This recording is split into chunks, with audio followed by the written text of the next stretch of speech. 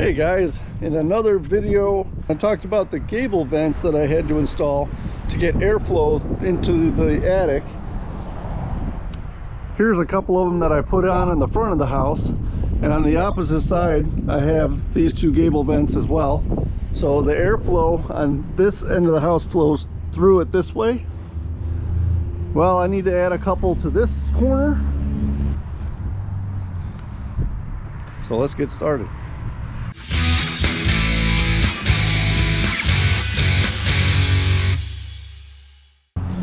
So where these gable vents are going is above the kitchen and behind a bedroom closet, and I'll show you that from the inside.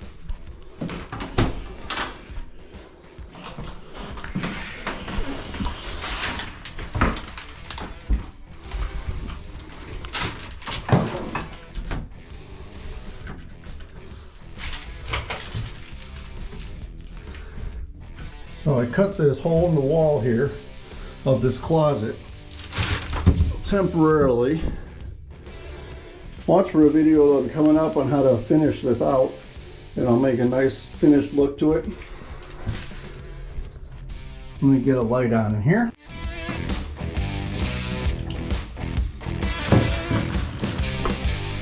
All right, now we can see what we're looking at here. So this is the area above our kitchen. This is the wall that these gable vents will be going into. So one of them will be going right in there. The other one will be going right over here. They're both 12 inches wide. One of them is 24 tall. The other one is 12. So it's 12 by 12 and a 12 by 24. Unfortunately, the way this attic is set up is it's pretty much sealed off from the rest of the attic up there. So this little space is all on its own. So the best I can come up with to get airflow in here is that I put these two gable vents in. Now, what I've done is gone in here already, as you can see, and put some insulation in, and I'm going to finish that up after I get these vents in. But what I'm hoping is that these vents will give me just enough airflow in and out of here so that in the winter time I don't have the warm air from the house heating up this roof and melting the snow and then creating ice dams at the end of it. So if you check out my ice dam video, you'll maybe understand a little more about what I'm trying to accomplish there. I've already insulated also the back of this closet, and I will add some insulation to the top part of it up there. Kind of a weird setup. I mean, this is an older home, and maybe this is how some of them were done back then. I don't know. It's what I've got to work with, so I'm trying to just figure this out as I go. But yeah, that's what we're going to try to do. These are the two vents that I'm going to be putting up there, and they came with white, and I'm going to put a couple coats of a black semi-gloss on them to match the other ones that I put up.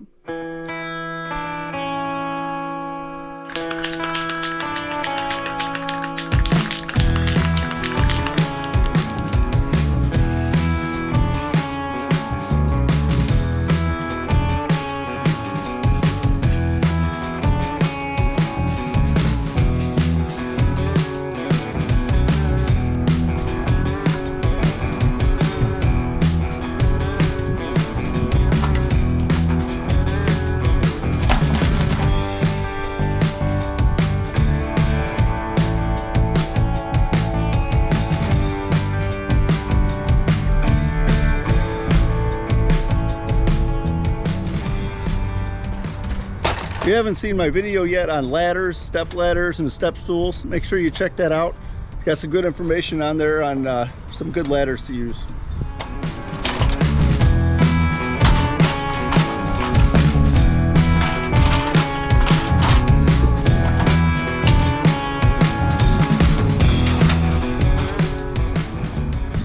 The first thing I'm going to do is measure across here. I've got almost 15 inches, 14 3/4. So that means I'm going to go to 7.5, just under 7.5. Just going to make 3 marks, give myself a line to hit with the blade, and that'll give me my center line.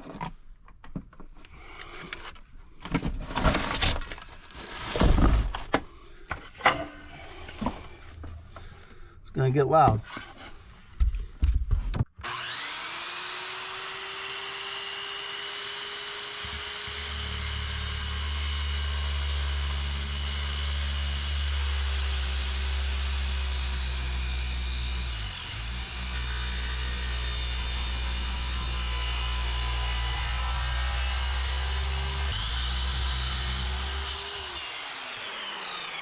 Okay, we've got our center line cut pretty much right on the line I made. Plunge cut, went through to the outside, as you can see. So we've got daylight now. We can go outside, measure off where the top of this is going to go, give ourselves a little extra around, and we have an idea where we're going. Let's do the other one. Okay. Now this one,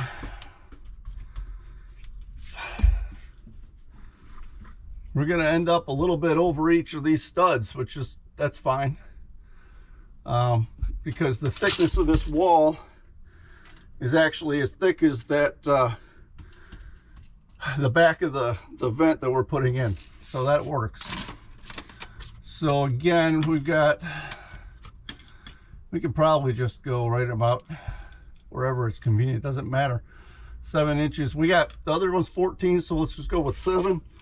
And that'll get us, maybe we'll even go to 8, because that gives us where we're going to get over only one stud, not the other. So we'll mark it where 8 is. Make a couple marks. I left my level downstairs, so we're just going to do it this way. Okay.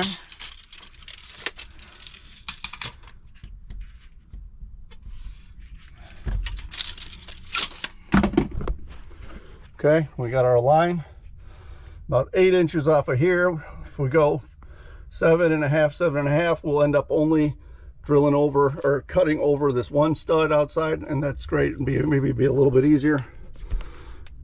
Really won't matter. We're gonna put that first cut in from inside here.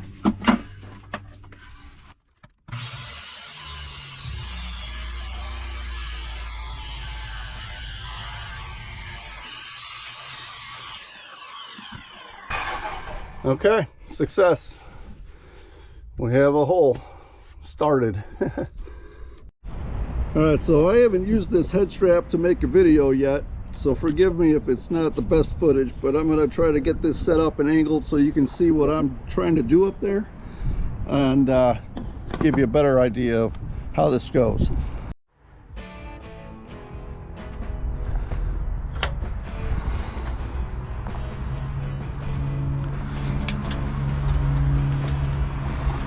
Okay, so the first thing I want to do here is figure out where this will fit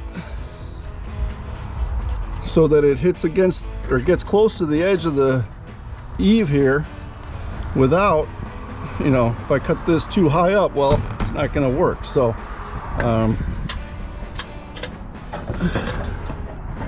that's about as high as we can go, which means that hole I made already is just about a little too much, so that's fine. We're gonna mark this. That's our top line. And go mark that. Now you see that's a little off and crooked. That's okay, we'll get that straightened out. I've got a level down there, and we'll play with that. So something about like that. Okay, perfect.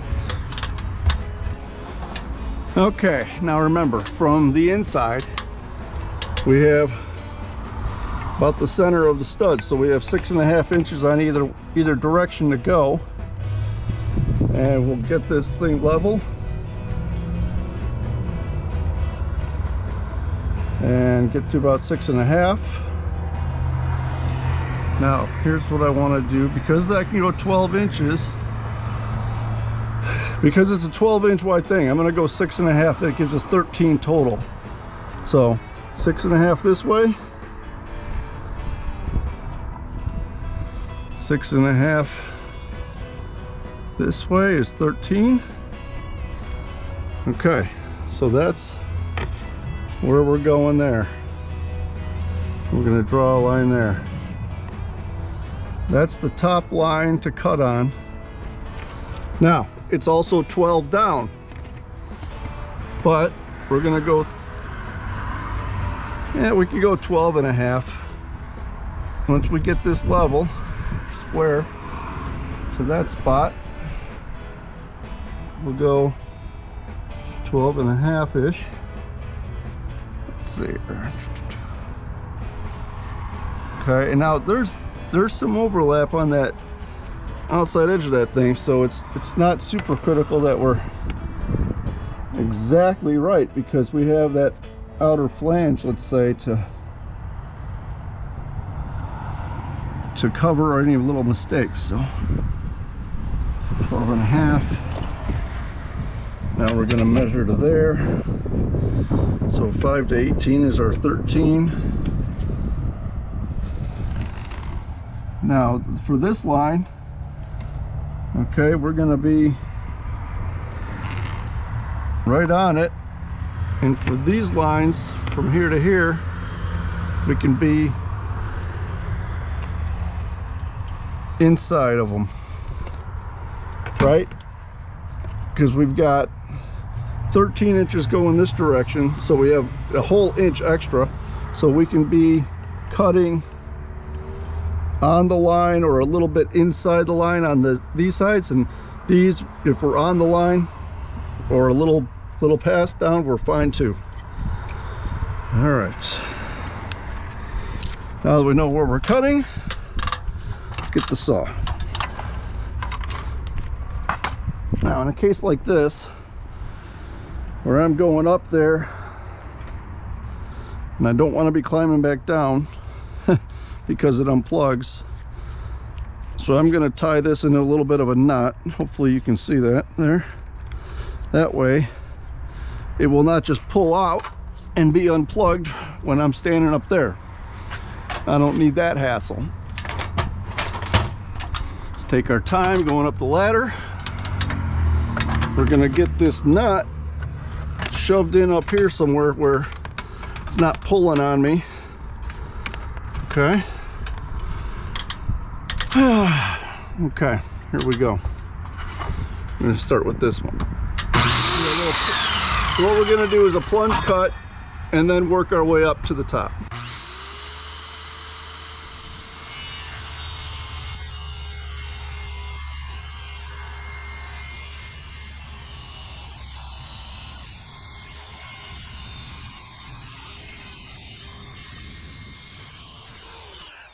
Okay, that worked really well. That worked really well. We got it inside the line. We're going to do this one next. Now what I'm also going to need here is a reciprocating saw, because I won't be able to get to the very corner here.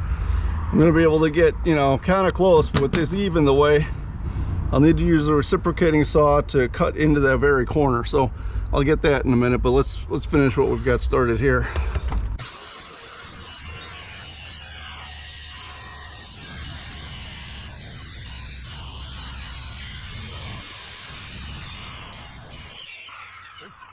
A little crooked, but that's okay. We gave ourselves some room to play with, right? Let's see if we can get this one done.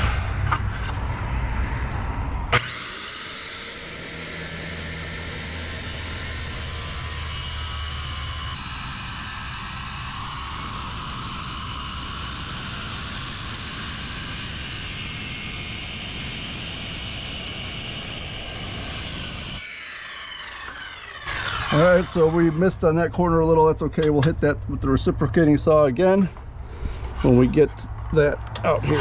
Okay, let's do the top.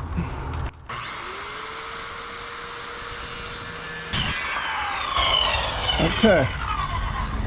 It's not the most beautiful work, but it's getting the job done. And here's one of the critical things with this, guys, is that these shingles, if one cracks, okay, it's gonna cause me to have to do a lot of fancy work to get the new one in place. It's not, you know, impossible, but certainly won't be easy. So what I'm trying to do is avoid that from cracking. So I'm gonna, like I said, just take my time and cut these. Perfect timing, huh? Okay, so I've got the reciprocating saw. What I'm gonna do is finish off these cuts. I'm using a metal blade, a blade for cutting metal. Obviously it's a metal blade, so that I don't hit these shingles, these siding shingles, too aggressively. I don't want to snag one with the tooth of the blade and rip it apart.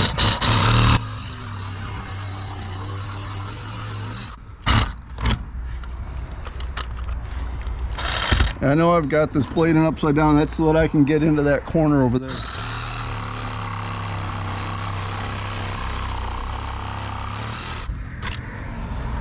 See, because otherwise I wouldn't be able to get into this corner.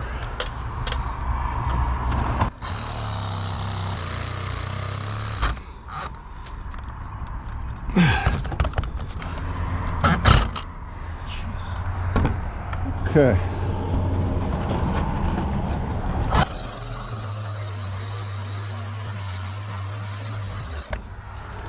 See if we can get a better angle here.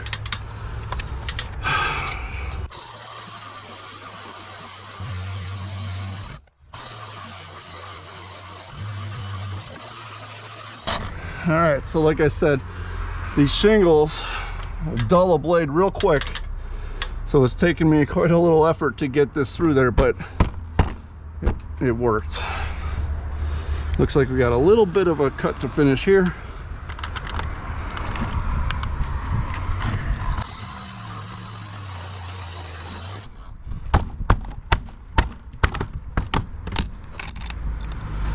There we go, made our hole. All right, let's get that cut finished up on top. And we'll see what kind of sizing we need.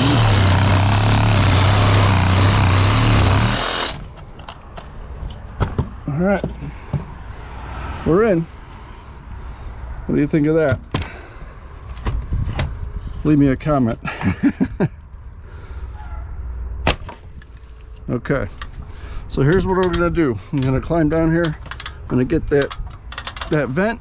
We're gonna put it in, see if it fits. All right.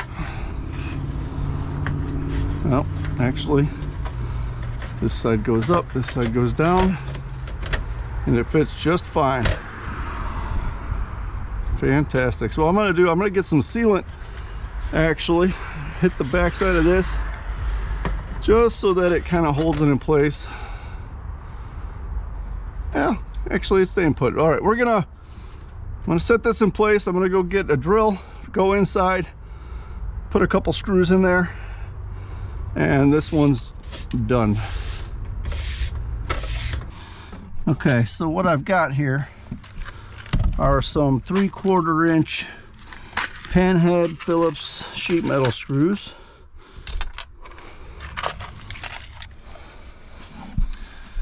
Again, I hope you can see this. I'm sorry if you can't. Let's see here. We're gonna put a couple through here.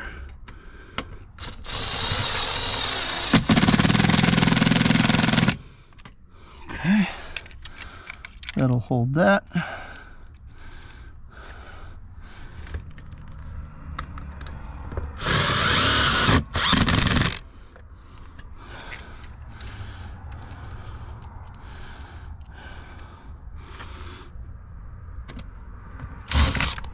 Oops.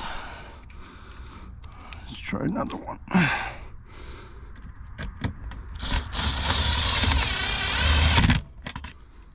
Okay.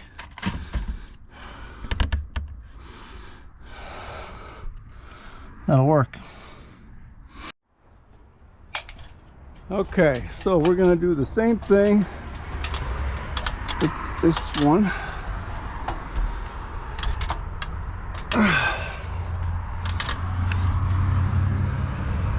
We're gonna mark our spot that we want to cut it at.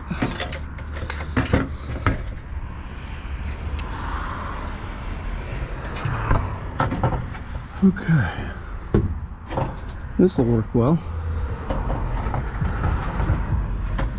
All right.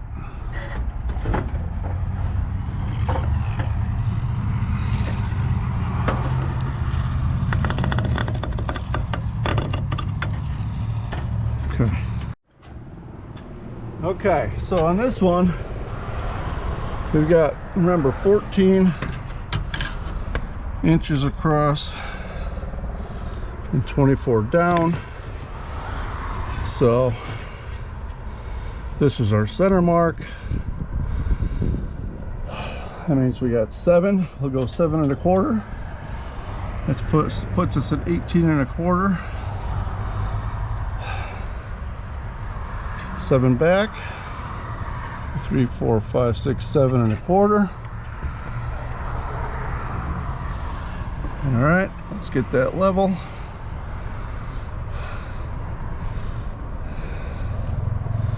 Actually, we don't have to get that level. We need to get that level. Okay, let's make our mark here.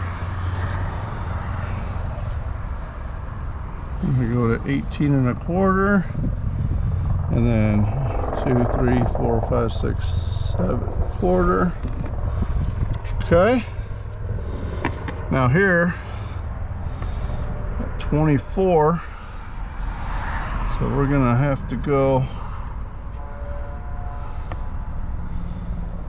this whole length of this thing. Let's see here. Get that level. Okay.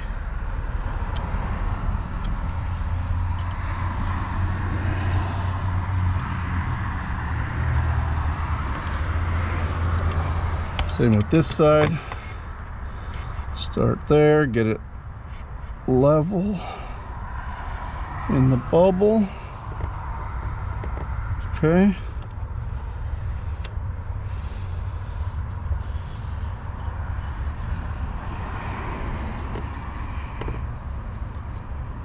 Okay. Now again, if we want to make sure we're square here.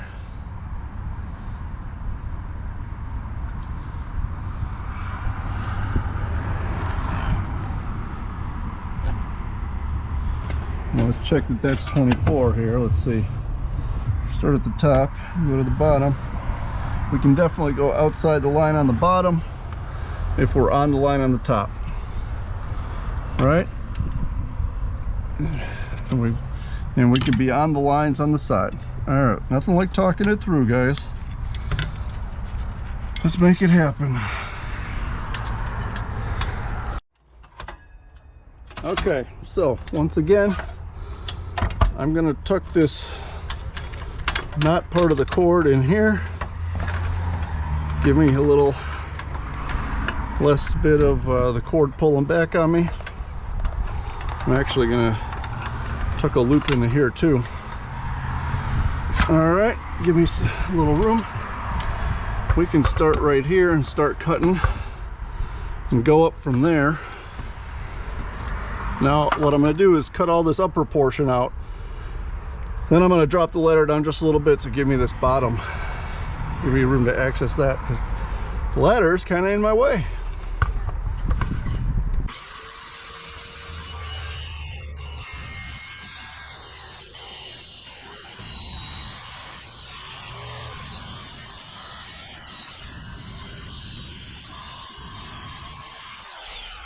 Okay, that worked out good. Let's try this side.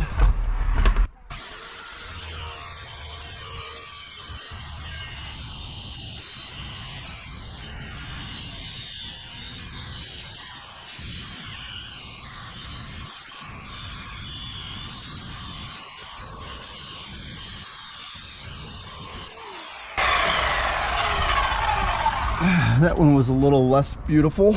That's all right, got the job done.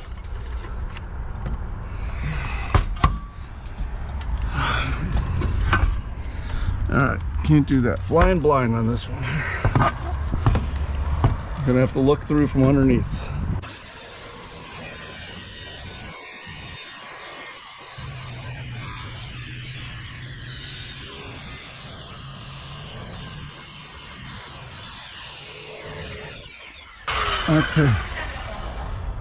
Okay, we got started on that. It's not too shabby. Before I pull the ladder down, I'm gonna finish this corner with the reciprocating saw.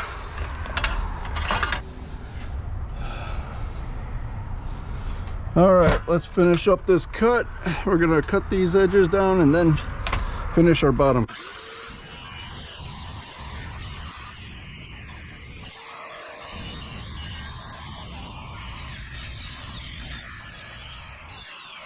And I really shouldn't be pulling it out like that when it's still going. Problem is my left wrist is killing me.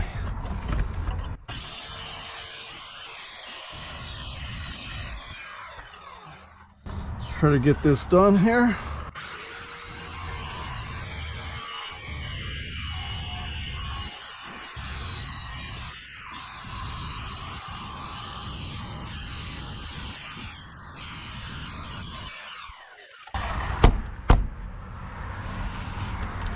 Okay, let's get the reciprocating saw and finish that cut.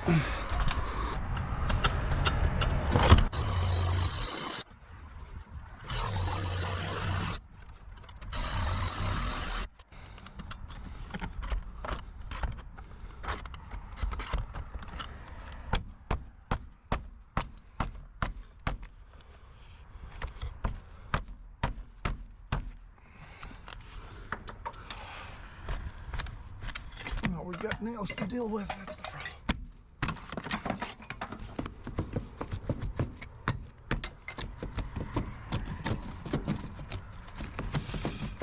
All right, I'm gonna get a hammer, knock those out. Okay, so in case this fits,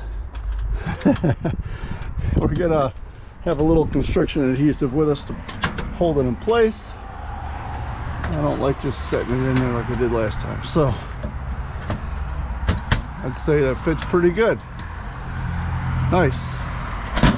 Now, just to make sure we don't have any problems, put a little, we'll call it glue. You know, it's not trying to seal anything. You don't have to seal this. We just want to not have it fall out while we're going in to put our screws in place. Perfect. That's not going anywhere. Okay.